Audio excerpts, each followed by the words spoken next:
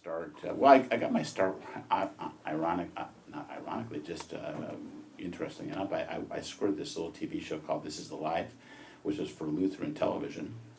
I'm not Lutheran, I'm Jewish, but it was, I loved work. I scored like 60 episodes of that, and that work actually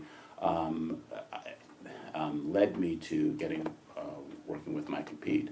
A friend of mine, like one of my best friends from high school, his father was at the time a famous TV star, Dennis Weaver. Does anyone remember Dennis Weaver? Wonderful guy, actually. And so Dennis was doing a TV show, and Mike and Pete were scoring it, and I just asked Robbie, I said, do you think your dad could get me into this session just to be a fly on the wall? And he said, yeah, of course. So I did, and then I asked, actually it was Pete, who was part of that older of the a duo, and I said, do you mind if I come? And he goes, come anytime. He was great. Pete was wonderful, and so I just started attending those, and I never actually asked to work for them. I was just too shy. I didn't, it felt like I just didn't. But one day Pete says, you got anything to play for me? You know? And I go, yeah, and I just finished all this music for this TV series. Plus I'd done some demo stuff with Don Ray. Don Ray had a class at UCLA Extension for scoring. And so I gave him that, and he liked it. Says, "You want to score some cues?" Because they were just doing lots of TV shows. Frank Denson was their only ghost at that time, but they were expanding because they just had so much stuff going on.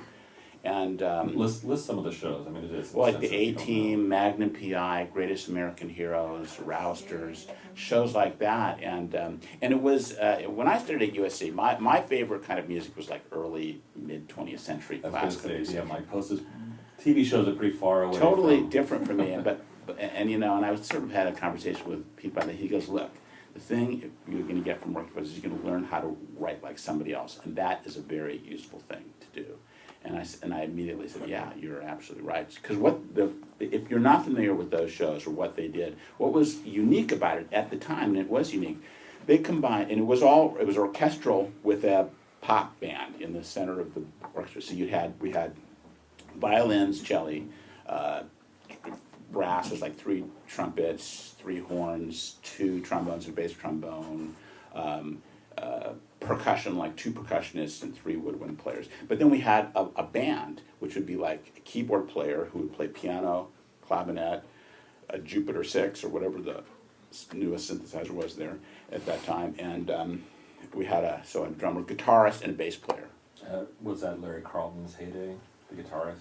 It was John Goo mostly, and some other guys, but John. A lot of the themes, I think, were Larry Carlton playing. That could be, but he was. I mean, he may have played on some of those sessions, but I remember John really well.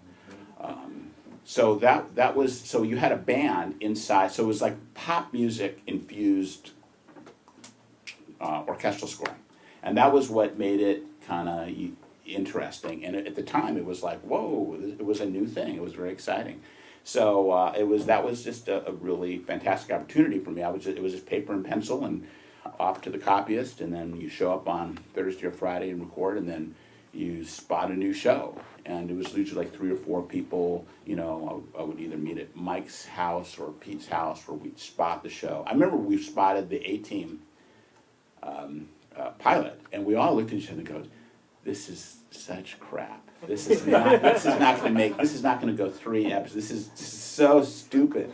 We all agreed, and yet it became a huge hit. And so it just goes to show what we knew. But it just seemed so silly to, you know. But I mean, I'm really that's one of the iconic TV shows from that period. So.